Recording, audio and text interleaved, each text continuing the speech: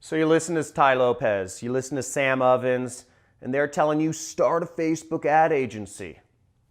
Okay, now I've started a Facebook ad agency, and my Facebook ad agency grew to over 140 employees. And I'm going to tell you exactly how you can start a Facebook ad agency and grow it in this video. Let's do it.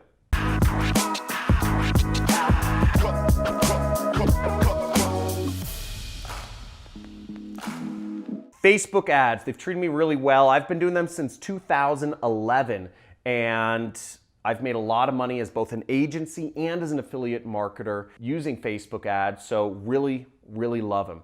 Now, I started the agency, but with my partner, Steve Weiss, who has gone on, and I don't work with him anymore, but he rebranded the agency as Mute 6, and he's grown it to over 140 employees. It's the best Facebook marketing agency around right now. Now, I'm going to go over some techniques of how you can build your own Facebook marketing agency using the tactics that I and Steve used to grow our agency. Now, the first step is you need to either be an expert or you need to find an expert in Facebook advertising, okay? To be an expert, you can go through a lot of courses, but really, I would suggest if you need to get your hands dirty. So you could work for another company, work for another agency, such as Mute 6, and learn Facebook ads from people who are masters of it, doing it every day.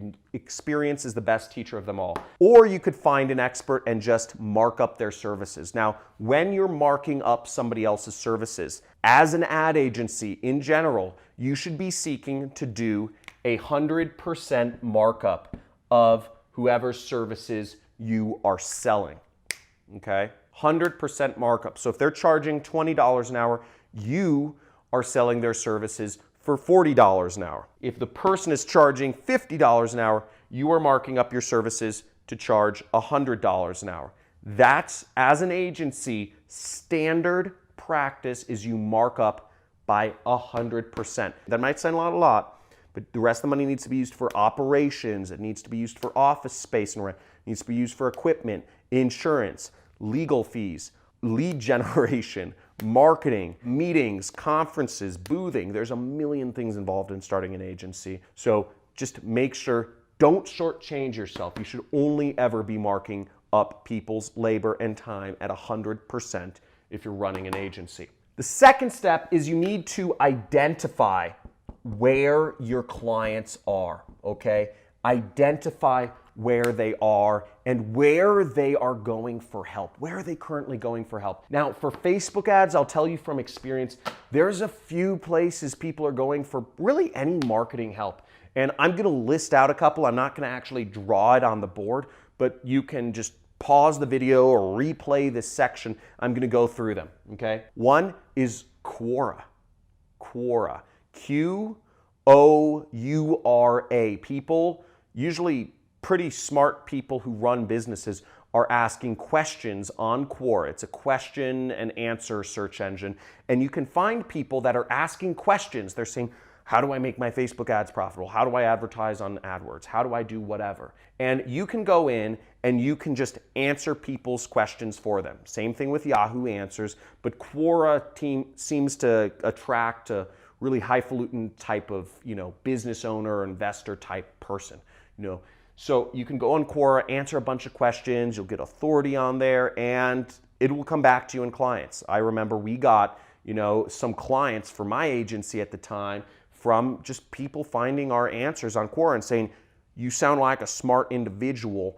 I want to pay you money to manage my ads. Another place people go to find information about subjects is YouTube. YouTube is fantastic. If you put up how-to videos, how to advertise on Facebook, how to advertise on Facebook for e-commerce companies, how to advertise on Facebook for lead generation companies, how to take advantage of the lead forms on Facebook, how to take advantage of Facebook Messenger chatbots. These are all videos you could post, you could show off your expertise, and people will naturally be attracted to you like like bees are attracted to honey or whatever, so that you can get more leads and more clients just by identifying them and addressing their problems. Another place is forums. Okay, there's a lot of forums on the internet where people, they're niche forums. Usually you have to dig around and search and find them. But a lot of people have a lot of tribes. I have my own tribe of affiliate marketers. If you're selling a business opportunity, you could go in there and try to sell it to them.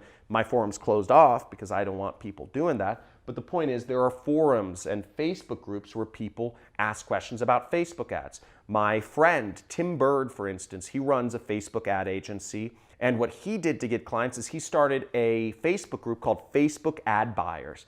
That group now has over 80,000 people that buy ads on Facebook that have joined his group to learn how to buy ads better on Facebook. Now, sure, some of those 80,000 people are probably employees or probably just messing around on the internet trying to find ad tactics, but there are a lot of clients in there.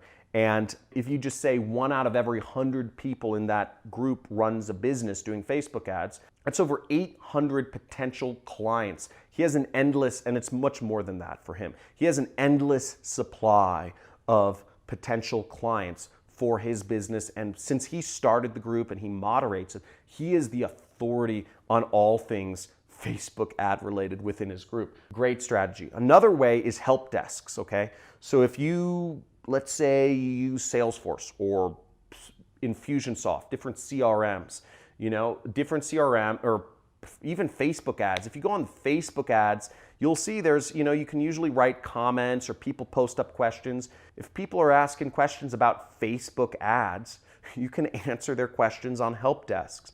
Again, part of this is about where are your customers going when they are in pain, when they're looking for answers to these things. Other places can be business associations or business meetings or conferences, such as I was just at this conference called Funnel Hacking Live. It's for people, users of ClickFunnels.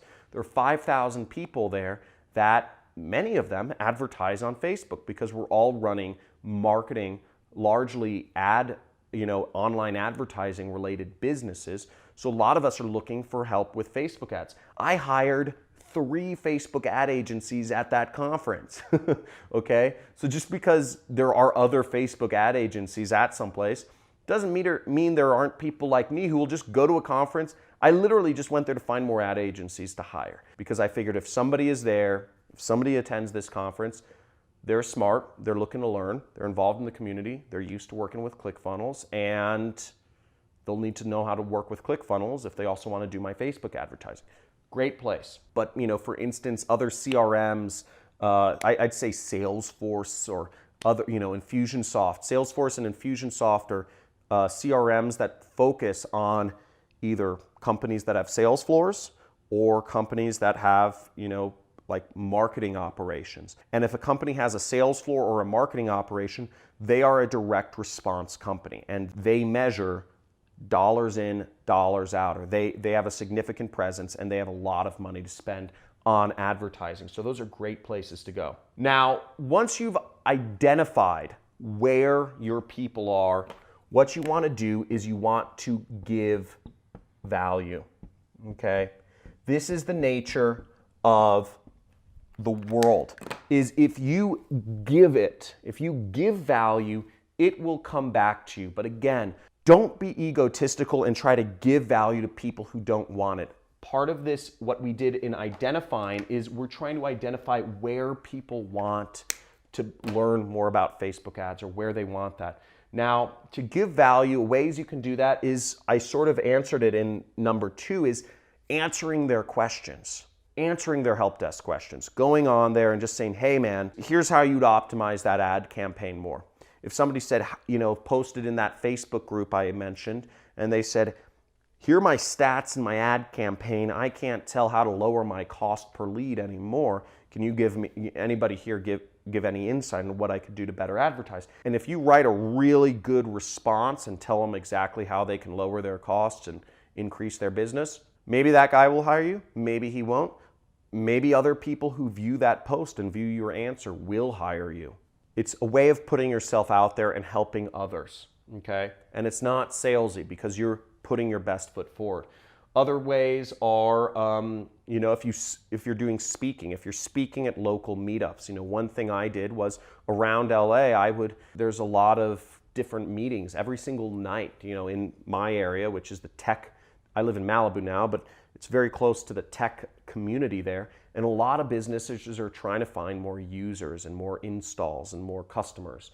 And people, there are a lot of meetups about how to do marketing. So I would speak at some of those, and I just go, I'd speak and I'd say, hey, here are the 5 things you need to know to get more results out of your Facebook ads without spending an extra dollar. And people would suck it up, and I'd get some clients out of that because people would say, hey, that's smart. I have more money than time. I'd rather just give you my money and for your time to do this for me. I'd say one of the best ways, and this is a staple of what I did, is in terms of giving value, probably the most powerful way to really close a client is just go in, get access to their Facebook account and do an audit, okay? Just say, I will do a free audit, I'll do a free run through of everything you need to do to make your Facebook account better. Or just say, hey, let's meet up at, if you're close, say let's meet up at a coffee shop and I'll look at your Facebook account and see if I have any ideas of how you can, do it better.